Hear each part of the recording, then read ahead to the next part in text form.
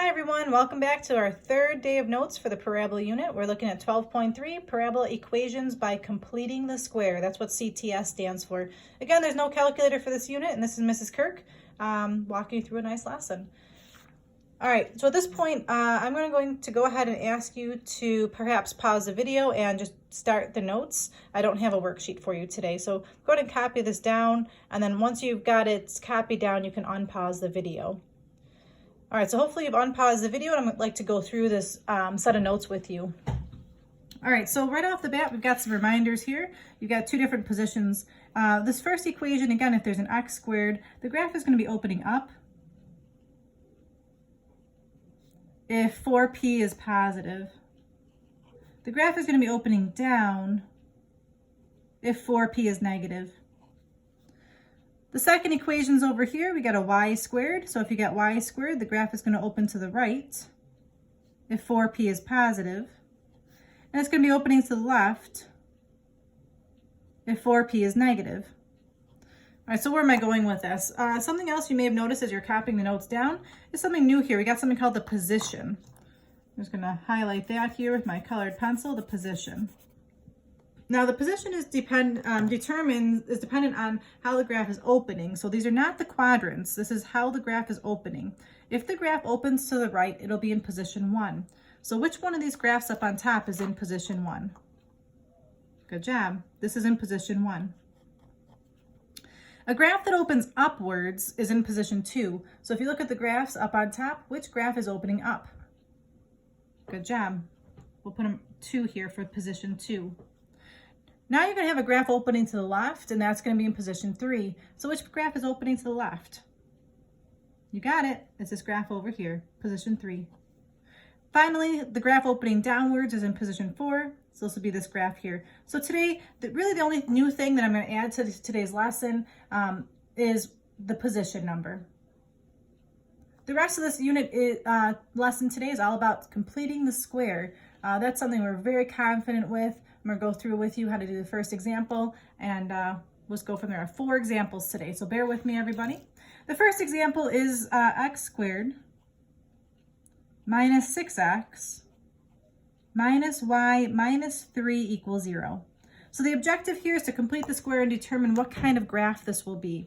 Well, if I'm going to be a detective, which I love being, I've got an x squared here. So if I have an x squared in the problem, that's going to tell me to group the x's on the left-hand side and move anything else to the right-hand side. So if I'm going to rewrite this, I'm going to rewrite it like this. X squared minus 6x. I'll put a plus a blank because I'm going to have to complete the square. Equals, I'm moving the y over. So when you move this y over, it becomes positive y. And when you move the 3 over, it also becomes positive 3. And again, a plus blank. So now I'm trying to remember from completing the square, how do I figure out what number goes in the blank? It goes back to this number 6. I'm going to go ahead and write down what I'm doing here to figure out what this number will be. Let's see, this is going to be the same number. You're going to do half of the middle number, so half of negative 6, and then you're going to square that number. That's going to go in both of these blanks. All right, so again, this is a non-calculator unit. I'm picking numbers that are small enough to use in our mind. So half of negative 6 is negative 3. Negative 3 squared is 9. So 9 goes in both of these blanks. Now on the left-hand side, you can factor this nicely into a binomial. It's going to be x minus 3 squared. I got my negative 3 because I just take half of that middle number. Half of negative 6 is negative 3. On the right-hand side, just combine like terms, I get y plus 12. To finish this off, I want this to be back in one of the forms up on top. So I'm just going to compare up on top. Does this look like one of the equations up on top? It sure does. It looks like this top equation here. All right, so to finish this off, to make this look a little bit neater, I'm just going to write it together. I got x minus 3 quantity squared equals, I'll put a 1 in front just to show that there's a number in front, y plus 12. So that's my final answer for question number 1. And the question says, if it is a parabola, which it is, find the vertex, 4p, and its position. So on the side of my paper, I'm just going to write down my information here. This is definitely a parabola. Let's see, the vertex. The vertex is h and k. So the vertex is here is 3, comma, -12. Let's see, it also wants to know what 4p is. In this question, 4p is just the number in front of the parentheses, so 4p is just the number 1. And lastly, it wants to know the position. So again, to figure out the position, we have to figure out how this graph opens. Well, it's an x-squared graph. X-squared graphs open up or down. Because 4p is positive, this graph opens up. So I'm going back to my little cheat sheet up here. If the graph opens up, it's going to be in position 2. So again, these are my notes here. I'm going to write down how I knew it was answer 2.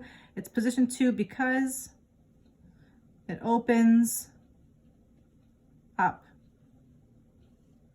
So really that's the only extra element I'm adding today.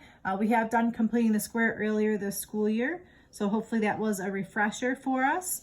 And the only extra element I'm adding is the position. So that's my question number 1. I only have 4 questions today, so we're almost there here. Here's my question number 2. The equation is y squared minus 6x minus 4y minus 14 equals 0. So again, using my detective skills, I'm noticing there's a y squared. So that's going to tell me to put the y's together and move everything else to the other side. So I've got y squared minus 4y plus a blank. Now I'm going to move this negative 6x to the other side. So if I move the negative 6x over, it becomes positive 6x. And if I move the negative 14 over, it becomes positive 14. And then plus a blank. Again, to fill in these blanks, you take half of that b term. So I'm just going to do some side work here. You take half of -4, and then you square that number. So b is -4. So half of -4 is -2.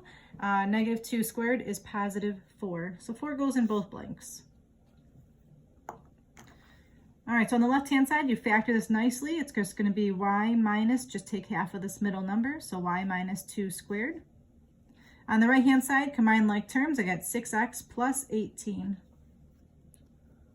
Okay, now, wait a second. Does this look like one of the equations on top? Let's take a look. A y squared problem is supposed to look like this. It almost looks like this equation on top, but in this equation, we've got a number in front of a parentheses. So I just have to make it so this has a number in front of a parentheses. Well, in the last problem, I just put a 1 in front of the parentheses because there was nothing to factor out. But in this question, I can factor out this 6. So I'll write that down. Factor out the number in front. So to finish this question off, I've got in parentheses y minus 2 quantity squared is equal to 6, parentheses x plus 3. You guys are awesome. Great job for those of you who were able to figure that out. Again, I'm trying to go through this kind of quickly to keep the notes as brief as possible. I know you guys have a ton of things you're working on right now, so thanks a lot for hanging in there. I really do appreciate it. All right, so we got a parabola here. The vertex is one of the things they want us to list. The vertex is h and k. In this question, h is -3 and k is +2. So the coordinate of the vertex is -3, 2. We want to know what the value of 4p is. 4p is literally just this number, which is 6. And we want the position. Again, the position is based on how the graph opens. So we have to go back to looking at this equation. It's a y squared, and 4p is positive. So positive y squared graph opens to the right. So I'm going to use my cheat sheet up on top one more time. If the graph opens to the right, it's in position 1. So again, to figure out this answer, the answer is 1, and it's because it opens right.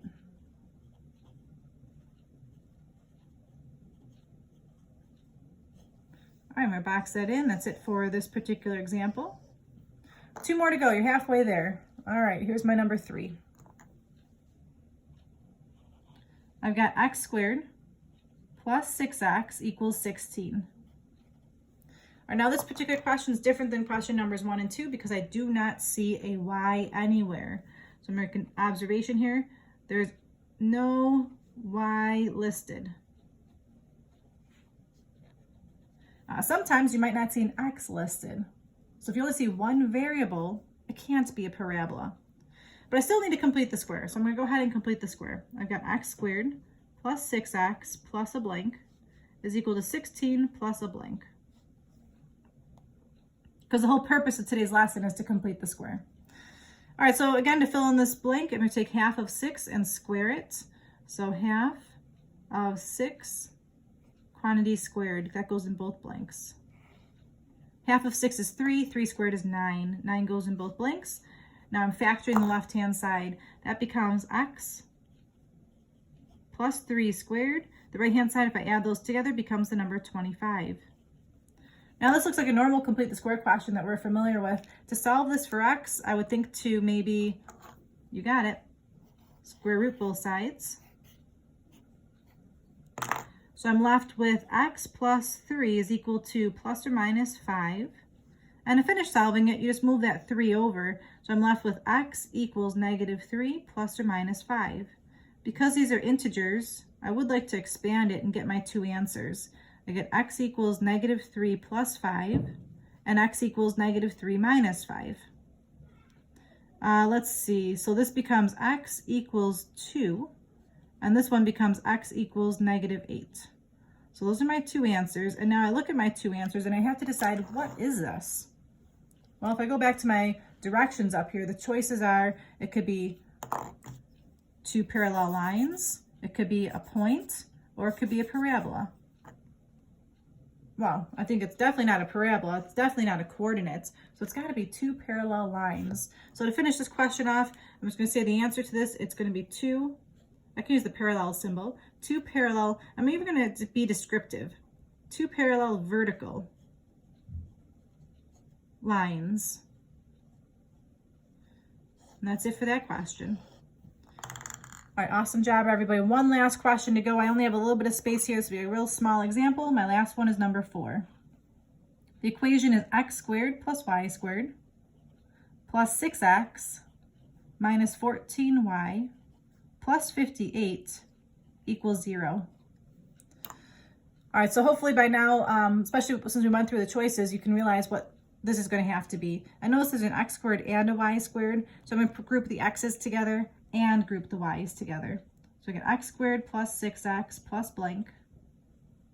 Now I'm putting the y's together, so y squared minus 14y plus a blank. I'm moving that 58 to the other side, so it becomes negative 58 plus 2 blanks. To fill in this first blank here, I take half of 6 and square it. Half of 6 is 3, 3 squared is 9, so 9 goes in the first blanks. To fill in the second blank here, I'm going to take half of negative 14 and square it. Half of negative 14 is negative 7. Negative 7 squared is 49. So 49 goes in both the second blanks. So to finish this off, I just complete the square here. I factor this. This is x plus 3 quantity squared. I got that because I took half of 6. Plus y minus 7 quantity squared. I got that because it's half of negative 14. Add these numbers on the right-hand side, and it turns out to be 0. Now in this question, it looks like the equation of a circle, but there's something interesting about this. A circle has a center and a radius. Wait a second, can the radius of a circle be 0? No, it can't. So this is what a point would look like. It's got a center with no radius. So to finish this question off, this is a point, and the coordinate is negative 3, 7. All right, awesome job following along with the video here. I'm going to try to zoom out so you can see the entire first half of the notes here, and you can pause your video if you need to copy anything down that you may have missed, or you want to just double check everything's good on your notes. I'm going to slide this up now so you can see the bottom portion. Again, pause it if you need to. And awesome job with this. I really appreciate you taking your 15 minutes out to watch my video today and just continue your learning. You know, this is not an easy time for us, and we're trying to get ready for calculus next year. So thanks a lot for trying your best. I appreciate it.